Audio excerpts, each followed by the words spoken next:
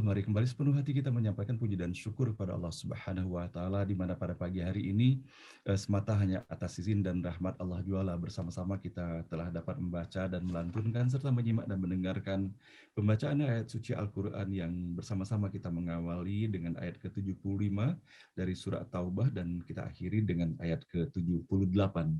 Mudah-mudahan atas segala kesabaran, ikhtiar, dan perjuangan di dalam kita mempersiapkan diri dan melaksanakan pembacaan ayat suci Al-Quran ini, semoga Allah Subhanahu wa Ta'ala membukakan pintu rahmat, barakah, dan hidayahnya untuk kita semuanya. Dan baiklah Bapak dan Ibu, sebelum bersama-sama kita menelusuri, menyongsong pesan-pesan terbaru yang insya Allah akan kita dapati melalui ayat-ayat yang kita baca pada pagi hari ini, alangkah baiknya apabila kita memperhatikan sejenak atas apa yang telah kita dapati melalui dua ayat yang telah kita baca pada hari kemarin. A'udzubillahi minasyaitonirrajim. Aku berlindung kepada Allah dari segala godaan syaitan yang terkutuk. Melalui ayat ke-73, sebagaimana kita dapati bahwa Allah telah menyampaikan kepada Rasulullah SAW, hai Nabi, berjuanglah melawan orang kafir dan orang munafik, dan bersikap keraslah terhadap mereka. Tempat tinggal mereka, neraka Jahanam, itulah tempat kembali yang terburuk.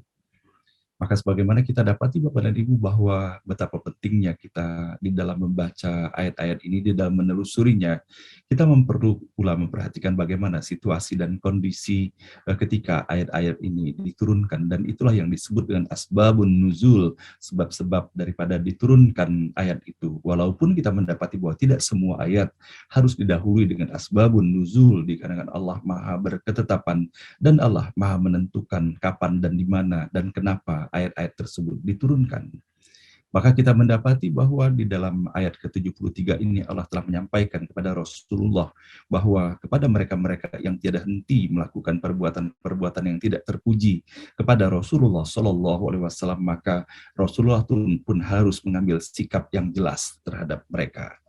Dan termasuk sebagaimana telah kita dapati sebelumnya, dan jika perlu kita meninggalkan, jangan pernah kita duduk bersama dengan orang-orang yang sudah jelas-jelas menistakan atas apa-apa yang telah kita dapati, yang terdapat di dalam Al-Quran, menistakan apa-apa yang telah diperintahkan oleh Allah dan segala sesuatu yang diteladankan oleh Rasulullah Shallallahu Alaihi Wasallam.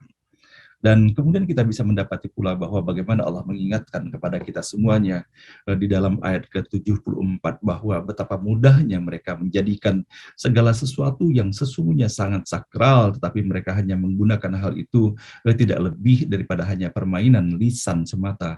Mereka hanya mengucapkan segala sesuatu yang sesungguhnya tidak mengalir dan berawal dari segala sesuatu yang berada di dalam hati mereka. Mereka hanya mengutarakan segala sesuatu yang ingin disampaikan oleh lisan mereka, hanya berlandaskan nafsu, bukanlah segala sesuatu yang jernih dan bersih berasal dari hati yang luhur itu. Dan Allah mengingatkan hal ini agar kita mewaspadai tipologi orang-orang yang demikian. Dan kemudian kita bisa mendapati pula bahwa walaupun Allah sangat mencela perbuatan-perbuatan tersebut, dan bahkan Allah menggambarkan kehati-hatian bagi kita bersama, bahkan sesuatu hal yang sangat aneh justru ketika mereka mendapatkan begitu banyaknya karunia dari Allah justru semakin menyesatkan mereka.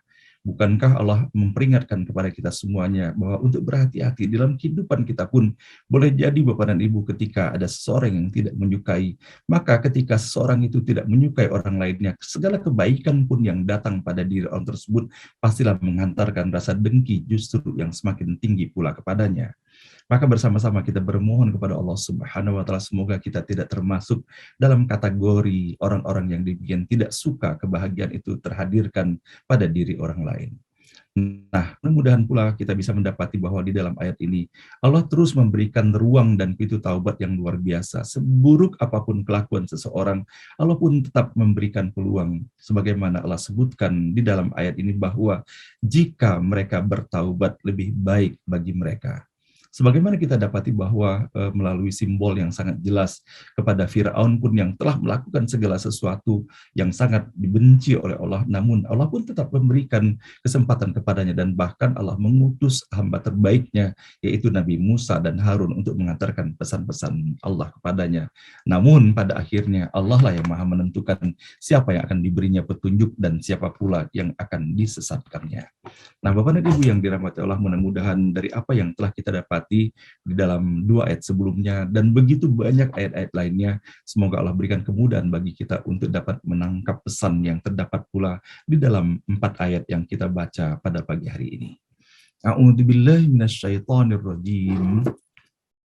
Di dalam ayat ke-75, wa minhum man ahadallaha la in atana min fadlihi lanasaddaqanna wa lanakunanna minas sholihin. Di antara mereka ada yang berjanji kepada Allah, sekiranya Ia memberikan karunia-Nya kepada kami, niscaya kami akan bersedekah dan menjadi golongan orang yang saleh. Ayat ke-76, falamma atahum min fadlihi bakhilu bihi wa tawallaw wa hum mu'ridun. Tetapi setelah karunia-Nya sampai kepada mereka, mereka menjadi kikir dan berbalik dari janji sambil mereka menentang. Ayat ke-77, fa'aqabahum nifaqan fi qulubihim ila yaumi yalqawnahu bima akhlafullaha ma wa'aduhu wa bima kanu yakdibun. Maka sebagai akibatnya Ia telah menanamkan sifat kemunafikan dalam hati mereka sampai pada hari mereka bertemu Dia, karena mereka mengingkari janji kepada Allah dan karena mereka berdusta berulang kali. Pada ayat ini dalam salah satu referensi yang kita gunakan yaitu tafsir Abdullah Yusuf Ali, terdapat satu keterangan di dalamnya. Maka sebagai akibatnya, kalau orang sudah mengingkari janji dan kata-katanya, maka akibatnya yang wajar ialah kemunafikan untuk menutupi kepalsuannya. Segala akibat atas perbuatan kita sendiri dalam bahasa Al-Quran dipulangkan kepada Allah. Hasil ini akan berakhir pada hari kemudian, tatkala segala perbuatan harus sudah diperhitungkan. Mereka boleh saja mengira bahwa mereka telah memperdayakan orang dengan kemunafikan mereka, tetapi mereka tidak dapat memperdayakan Tuhan yang sudah mengetahui segala liku-liku isi hati dan pikiran mereka, persengkokolan dan perbuatan mereka. Ayat ke-78. Alam ya'lamu annallaha ya'lamu sirrahum wa najwahum wa annallaha 'allamul ghuyub. Tidakkah mereka menyadari bahwa Allah mengetahui rahasia hati dan perundingan rahasia mereka, dan bahwa Allah Maha tahu segala yang gaib. Shadaqallahul azim, Maha benar dan Maha agung Allah dengan segala firman-Nya. Nah, Ibu dan Bapak yang dirahmati Allah, kembali pada pagi hari ini dengan bingkai kasih sayang Allah Subhanahu wa taala, Allah Ar-Rahman, Allah Ar-Rahim. Maka tidak akan berlaku pembacaan ayat suci Al-Quran yang kita laksanakan pada pagi hari ini kalau bukan semata dikarenakan Allah mengizinkan kita. Maka kita selalu berbaik sangka kepada Allah Subhanahu wa taala bahwa semua ini adalah merupakan ekspresi kasih sayang Allah kepada kita semuanya. Kalaulah kita ingat di dalam kehidupan kita sehari-hari, Bapak dan Ibu, sangat melekat di dalam ingatan kita bahwa ketika ayah dan ibu kita masih ada di seputar kita, mereka selalu menyampaikan pesan-pesannya kepada kita dengan bahasa yang diikuti kasih sayang yang mereka tunjukkan kepada kita semua. Dan kita menyadari benar bahwa yang disampaikan oleh ayah dan ibu kepada putra-putrinya hanyalah segala sesuatu yang berasal dari hati. Betapa kemudian setelah kita tidak bersama-sama lagi dengan mereka, maka boleh jadi kita merindukan itu. Atau boleh jadi kita baru menyadari bahwa betapa indahnya segala sesuatu yang mereka hantarkan. Dan boleh jadi dahulu mungkin kita tidak terlalu banyak memberikan waktu dan ruang dan perhatian untuk mendengarkan secara seksama atas apa yang mereka pesankan itu. Maka kemudian timbul kerinduan kini, alangkah indahnya kalau seandainya kita bisa mendengarkan kembali dari apa yang mereka bisa sampaikan kepada kita semuanya. Nah, Bapak dan Ibu yang dirahmati Allah, tentunya hal itu tidak akan mungkin ketika ayah dan ibu kita telah kembali kepada Allah. Namun sepatutnya hal ini hanya sekedar refleksi saja bahwa kalau saatnya kita menginginkan pesan-pesan itu dari ayah dan ibu kita, dikarenakan mereka menyayangi kita semuanya, maka hakikatnya setiap pagi Bapak dan Ibu kita bisa mendapati bahwa Allah Maha Pengasih, Allah Maha Penyayang, Allah yang telah menitipkan kasih sayang itu di dalam dada ayah dan ibu kita, dan orang-orang yang mengasihi kita. Nah, maka pada pagi hari, setiap pagi seperti ini, sesungguhnya secara hakikatnya, setiap diri kita berinteraksi dengan Allah Subhanahu wa Ta'ala, dan Allah menunjukkan pesan-pesannya kepada kita semuanya, termasuk peringatan-peringatan yang kita dapati dalam ayat yang kita baca pada pagi hari ini. Nah, Bapak dan Ibu akan semakin menarik ketika kita membaca ayat-ayat ini, terutama ketika kita berupaya menelusuri apakah gerangan sesungguhnya yang boleh jadi menjadi segala sesuatu yang terpaut dan terkait dengan ayat ini yang merupakan bagian daripada asbabun nuzul itu sendiri. Maka apabila kita perhatikan sebagaimana kita bisa mendapatkan uraian yang sangat indah disajikan oleh kumpulan para ulama kita dalam tafsir yang diterbitkan dari Kementerian Agama Republik Indonesia, kita bisa mendapati bahwa sesungguhnya ayat ke-75 ini terkait dengan peristiwa yang boleh jadi kita sebagian besar kita telah mengetahuinya, yaitu peristiwa Sa'labah. Sa'labah sesungguhnya adalah seorang pengikut yang sangat baik, pengikut daripada Nabi Muhammad SAW, namun beliau berada dalam keadaan miskin. Dan kemudian pada suatu hari, Sa'labah menyampaikan kepada Rasulullah SAW, "Ya Rasulullah, aku mohon didoakan, semoga Allah memberikan aku harta dan kekayaan." Maka Rasulullah memberikan jawaban kepadanya, "Kasihan engkau Sa'labah, apakah engkau tak tenang seperti aku ini? Kalau aku ingin agar Allah menyuruh gunung itu berjalan bersamaku, pasti gunung itu akan berjalan." Sa'labah pun berkata lagi, "Ya Rasulullah, demi Allah yang telah mengutus engkau dengan benar, aku ingin didoakan. Aku berjanji bila Allah telah memberiku harta dan kekayaan, aku akan memberikan semua hak orang atas harta dan kekayaan itu." Rasulullah pun masih bersabar dan berkata kepadanya, "Kasihan engkau ya Sa'labah. Sedikit harta tapi disyukuri adalah lebih baik daripada banyak harta namun tidak disyukuri." Maka Sa'labah pun berkata lagi, "Ya Rasulullah, aku mohon agar engkau mendoakan aku." Akhirnya Rasulullah pun mendoakan, "Ya Allah, berilah Sa'labah harta dan kekayaan." Sesudah Nabi mendoakan, diberkati oleh Allah sampai kemudian berkembang biak hewan peliharaan yang diawali dengan seekor kambing itu. Sehingga akhirnya hewan-hewan piaraannya telah menutupi seluruh ladang yang sangat luas itu saking banyaknya. Namun apa yang terjadi Bapak dan Ibu kemudian setelah memiliki harta yang luar biasa banyak dan Sa'labah dikenal sebagai orang kaya pada saat itu, maka kemudian ia pun sibuk dengan seluruh pekerjaannya. Sibuk mengurus kambing-kambingnya, sehingga dia secara bertahap dan perlahan mulai meninggalkan kegiatan-kegiatan keagamaannya, sholatnya, berjemaahnya, dan kemudian segala kebaikan-kebaikan lain yang sepatutnya menjadi ekspresi dari apa yang telah dijanjikannya, secara bertahap, perlahan namun pasti kemudian terus ditinggalkannya. Dan waktunya pun habis kemudian hanya untuk mengurus kambing itu sendiri. Sampai kemudian Rasulullah sering menanyakan keberadaan Sa'labah itu, karena dia tidak nampak lagi berada di masjid dan kemudian berkumpul bersama-sama para sahabatnya. Dan kemudian Rasulullah pun mendapat kabar bahwa Sa'labah sudah disibukkan oleh kambingnya yang begitu banyak. Maka kemudian Rasulullah pun berkata, "Telah celaka Sa'labah bin Hatib." Maka kemudian Bapak dan Ibu, Allah Subhanahu wa Ta'ala memerintahkan kepada Rasulullah Sallallahu Alaihi Wasallam untuk mengutus seseorang datang kepadanya. Dan pada saat yang sama Rasulullah mengutus sesungguhnya tidak hanya kepada Tha'labah, tetapi juga kepada seorang lainnya yang disebutkan bernama Salamah. Maka kemudian apa yang terjadi? Utusan yang dikirim kepada Tha'labah mendapati bahwa Tha'labah mengeluarkan ucapan bahwa pekerjaan yang dilakukan oleh orang yang diutus oleh Rasulullah SAW itu tidak lebih adalah perbuatan memungut pajak, dan sebaiknya saudara pergi kepada yang lain dahulu dan kemudian kembali lagi kemari.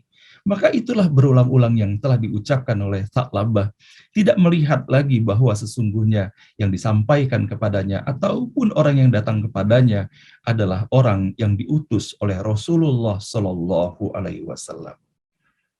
Namun berbeda dengan seorang lagi, Bapak dan Ibu. Ketika utusan Rasulullah SAW datang kepada Salamah, maka kemudian Salamah pun memilihkan unta yang terbaiknya yang diberikannya sebagai bagian daripada zakatnya dan pemenuhan kewajibannya. Dan kemudian apa yang dikatakan Salamah ketika memberikan unta terbaiknya tersebut? Ia berkata, hanya dengan hartaku yang baik aku dapat mendekatkan diri kepada Allah. Maka kemudian Bapak dan Ibu, setelah kedua orang itu menerima zakat dari Salamah, mereka kembali menemui Tha'labah dan lagi-lagi Tha'labah pun mengeluarkan ucapan yang tidak pantas. Perbuatan ini adalah sama dengan memungut pajak. Akan saya pikir-pikir dahulu, silakan saudara-saudara pergi ke tempat yang lain. Akhirnya kedua utusan itu pun kembalilah ke Madinah dan menemui Rasulullah Shallallahu Alaihi Wasallam, dan kemudian Rasulullah pun berkata, telah celaka Tha'labah. Sedangkan untuk Salamah, Rasulullah pun berdoa agar kepadanya mendapatkan keberkahan. Maka kemudian turunlah ayat yang kita baca pada pagi hari ini. Nah, Bapak dan Ibu yang dirahmati Allah, kita pun mendapati kelanjutan daripada kisah ini, betapa kemudian Tha'labah pun mendatangi Rasulullah untuk menyerahkan zakatnya. Namun Rasulullah tidak menerima zakatnya. Dan bahkan setelah Rasulullah kemudian meninggal, mereka mendatangi Abu Bakar As-Siddiq.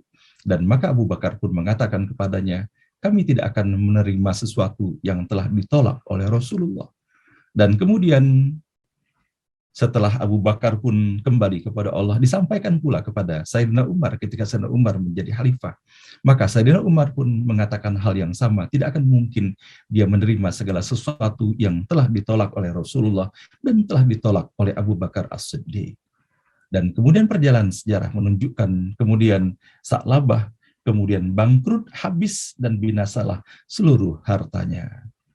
Nah, Bapak dan Ibu yang dirahmati Allah, inilah yang kita dapati dalam peristiwa Tha'labah yang disebutkan adalah merupakan awal daripada turunnya ayat yang kita baca pada pagi hari ini. Nah, tentunya Bapak dan Ibu yang dirahmati Allah, kalau sana kita memperhatikan terhadap apa yang disebutkan di dalam ayat ke-75 dan ayat ke-76 ini, bahwa bagaimana begitu mudahnya berjanji, memohon kepada Allah ketika berada dalam kesulitan agar Allah memberikan karunia kepadanya, dan kemudian menyampaikan janji-janji termasuk diantaranya akan memberikan sedekah dan menjadi golongan orang-orang yang saleh. Namun kemudian setelah apa yang dimintakan tersebut diberikan, ternyata berbeda pula dengan apa yang telah dilakukannya.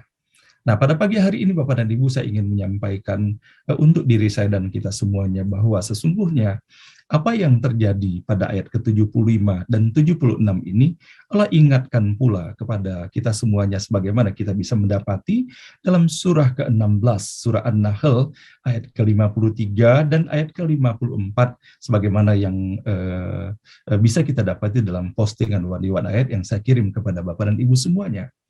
Pada ayat ke-53 Allah berfirman, "Wa ma bikum min ni'matin faminallahi tsumma idza massakumud durru fa ilaihi taj'arun." Dan segala nikmat yang ada padamu datangnya dari Allah. Kemudian apabila kamu ditimpa kesengsaraan, maka kepadanya lah kamu meminta pertolongan. Kemudian dilanjutkan dengan ayat ke-54. Tsumma idza kashafad durru ankum idza fariqum minkum bi rabbihim yusyrikun. Kemudian apabila dia telah menghilangkan bencana dari kamu, malah sebagian kamu mempersekutukan Tuhan dengan yang lain. Begitu dalam surah Luqman, surah 31 ayat 31, Allah mengingatkan kepada kita semuanya fenomena ini. Tidakkah engkau memperhatikan bahwa sesungguhnya kapal itu berlayar di laut dengan nikmat Allah agar diperlihatkannya kepadamu sebagian dari tanda-tanda kebesarannya. Sungguh pada yang demikian itu terdapat tanda-tanda kebesarannya bagi setiap orang yang sangat sabar dan banyak bersyukur. Maka kelanjutan ayat berikutnya. Dan apabila mereka digulung ombak yang besar seperti gunung, mereka menyuruh Allah dengan tulus ikhlas beragama kepadanya. Tetapi ketika Allah menyelamatkan mereka sampai di daratan, lalu sebagian mereka tetap menempuh jalan yang lurus. Adapun yang mengingkari ayat-ayat kami hanyalah pengkhianat yang tidak berterima kasih. Dan juga terpaut dengan ayat ini, saya ingin membaca pada ayat ke-15 dari surah ke-89, surah Al-Fajr. Maka adapun manusia apabila Tuhan mengujinya, lalu memuliakannya dan memberikannya kesenangan, maka dia berkata, Tuhanku telah memuliakanku. Ayat ke-16. Namun apabila Tuhan mengujinya lalu membatasi rezekinya, maka dia berkata, Tuhanku telah menghinaku. Nah, inilah Bapak dan Ibu kalau sedang kita perhatikan melalui ayat ke-75 dan ayat ke-76 maupun dengan ayat-ayat yang telah sama-sama kita bacakan dan dengarkan ini. Betapa Allah mengingatkan kepada kita semuanya bahwa betapa rentannya manusia. Melihat segala sesuatu hanya lebih terpaut kepada apa yang bisa dilihat secara fisik semata. Lupa bahwa di balik itu semuanya terdapat nilai-nilai pesan-pesan yang sepatutnya diperhatikannya.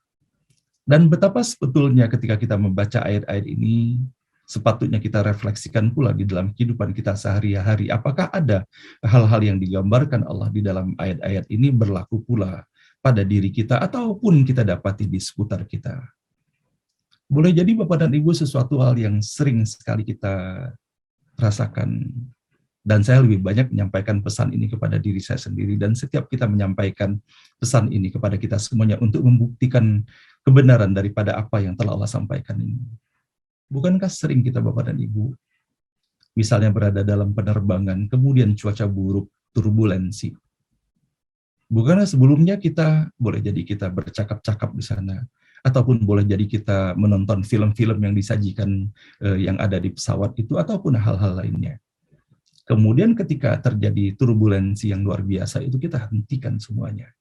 Dan serta-merta lisan kita menyebutkan asma Allah, astagfirullah, astagfirullah, subhanallah, dan sebagainya, asma-asma Allah kita sebutkan.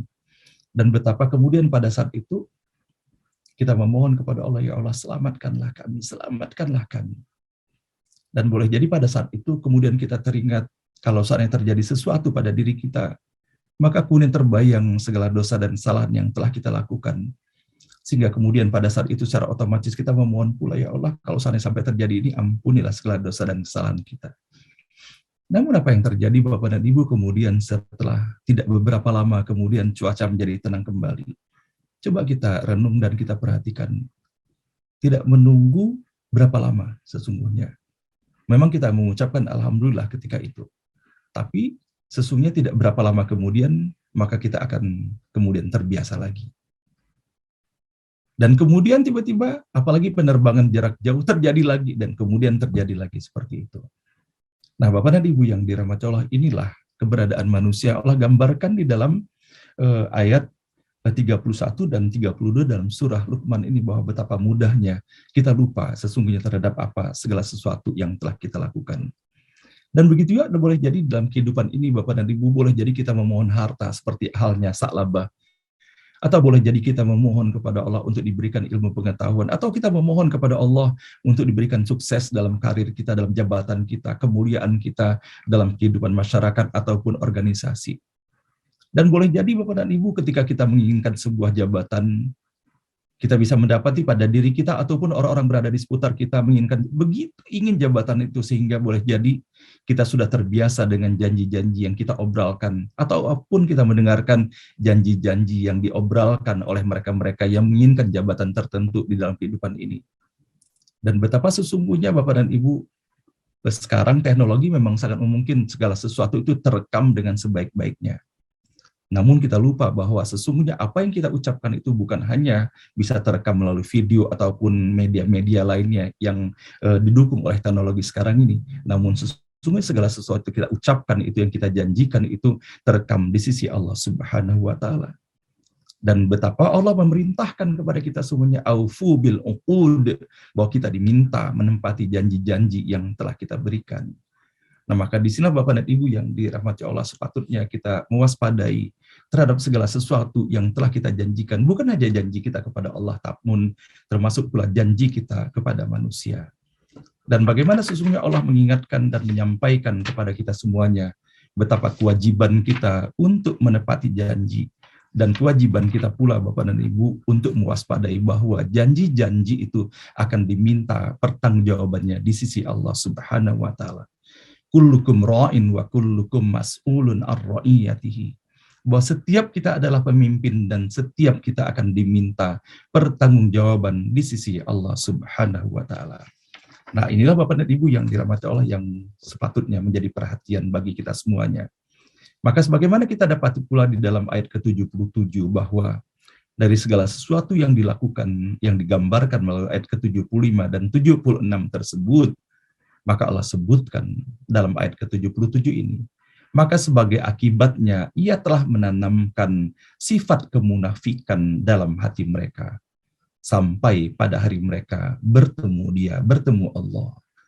Nah, maka kita harus mewaspadai Bapak dan Ibu, jangan sampai kita terbiasa melakukan pembohongan-pembohongan ini. Bukankah kita bisa mendapati bahwa sebuah kebohongan akan ditutupi pula oleh kebohongan-kebohongan lainnya. Dan ketika hal itu terus-menerus kita lakukan, bukankah kita telah sama-sama mendapati dan sering sekali mendengarkan bagaimana Rasulullah menyampaikan kepada kita semuanya bahwa salah satu ciri daripada orang munafik itu adalah mereka apabila berkata bohong, apabila berjanji tidak ditepati, dan apabila mereka diberi amanah tidak menjaga mereka amanah itu, berkhianat mereka terhadap amanah yang telah diberikan kepada mereka. Maka sepatutnya hal ini menjadi kewaspadaan bagi kita semuanya, bahwa jangan kita hanya memperhatikan bahwa nikmat sesaat semata, kita mengejar jabatan, kita mengejar harta, ataupun hal-hal lain yang sangat berbau duniawi itu, apabila kita tidak mampu memperhatikan bahwa semuanya itu akan diminta pertanggungjawaban dari Allah. Dan betapa Bapak Ibu sekalian, sesungguhnya ancaman yang disebutkan dalam ayat 77 ini, ketika Allah menyampaikan bahwa Allah telah menanamkan sifat kemunafikan dalam hati mereka, ketika mereka melakukan pembohongan-pembohongan, pengkhianatan-pengkhianatan, mengingkari sumpah-sumpah dan janji itu berulang-ulang, Allah tanamkan sifat kemunafikan di dalam diri mereka. Bukankah Allah telah menyampaikan, innal munafiqina fid darkil asfali minan nar, bahwa sesungguhnya orang-orang yang munafik itu mereka berada di kerak api neraka. Dan bahkan mereka akan mendapatkan azab yang kekal di dalamnya. Tidakkah mereka menyadari bahwa Allah mengetahui rahasia hati dan perundingan rahasia mereka, dan bahwa Allah Maha tahu segala yang gaib. Nah, Bapak dan Ibu, sesungguhnya kalau misalnya kita praktekkan dalam skala apapun kebohongan itu, siapakah di antara kita yang terbebaskan dari perbuatan berbohong di dalam kehidupan ini? Maka sepatutnya ketika kita mendapati ayat-ayat yang kita baca pada pagi hari ini, ketika kita mendapati bahwa Allah wa annallaha 'allamul ghuyub, dan bahwa Allah Maha tahu segala yang gaib, kita hanya bisa bersembunyi di hadapan manusia, namun kita tidak bersembunyi di hadapan Allah Subhanahu wa Ta'ala. Maka ketika kita melakukannya, maka sesungguhnya pada saat itu sama kita berada dalam ketidakadanya keimanan kepada Allah Subhanahu wa Ta'ala. Kalau seandainya iman kita ada pada saat itu, tidak akan mungkin kita melakukan pembohongan. Karena kita tahu bahwa Allah akan melihat kita, Allah akan mencatat perbuatan kita. Malaikat-malaikat pun akan mencatat perbuatan kita. Sehingga kalau seandainya kita masih juga melakukannya, berarti sama halnya pada saat itu iman kita sedang hilang dari diri kita semuanya. Maka kita berdoa dan bermohon kepada Allah Subhanahu wa taala semoga atas segala kebohongan yang pernah kita lakukan dalam skala apapun dalam kehidupan ini, semoga Allah membukakan pintu ampunan dan taubat bagi kita semuanya. Dan semoga Allah jaga Bapak dan Ibu lisan kita, hati kita, dan pikiran kita ke depan agar benar-benar selaras dengan apa yang telah Allah tuntun dan sampaikan kepada kita semuanya. Kita beriman kepada Allah seakan-akan kita melihat Allah, dan kalaupun toh kita tidak mampu melihat Allah, kita harus meyakini bahwa Allah melihat kita semuanya, dan itulah ihsan.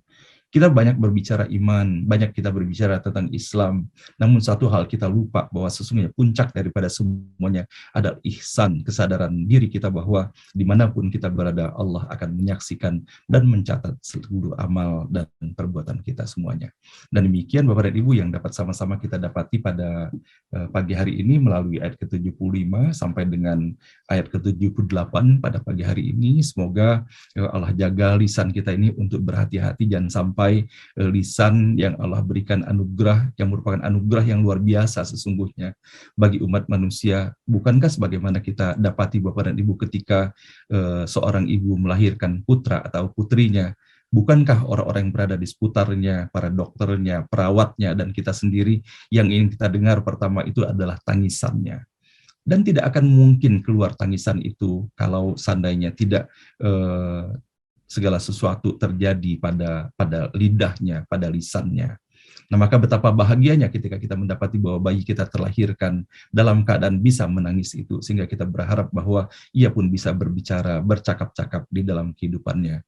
Namun sama-sama kita sepatutnya ke depan, kalau sana kita mendapati bahwa ketika seorang bayi terlahirkan, sepatutnya bersama rasa syukur kita kepada Allah Subhanahu wa taala, kita pun berdoa ketika itu, ya Allah, semoga bukan hanya tangisan yang kami dengarkan pada saat pertama bayi kami dilahirkan, namun kami berharap kepadamu, ya Allah, ke depan yang kami dengarkan dari lisannya hanyalah ucapan-ucapan tauhid, hanyalah ucapan-ucapan kebaikan sesuai dengan apa yang telah dituntun oleh Allah dan apa yang telah diteladankan oleh Rasulullah SAW.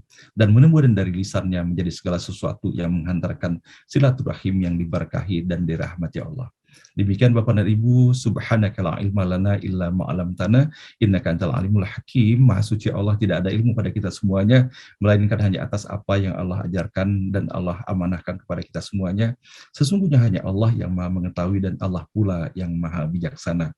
Mohon maaf lahir dan batin dari Bapak dan Ibu semuanya, dan kepada Bapak dan Ibu yang harus segera meninggalkan forum ini untuk melaksanakan tugas dan amanah yang diberikan kepadanya, mari bersama-sama Bapak dan Ibu kita mencontoh kepada Rasulullah SAW. Bersama-sama kita mendoakan mereka semoga senantiasa dalam lindungan Allah, dijauhkan dari wabah dan musibah, dan apa-apa yang dikerjakan dapat berhasil dengan baik dalam ridho Allah Subhanahu wa taala.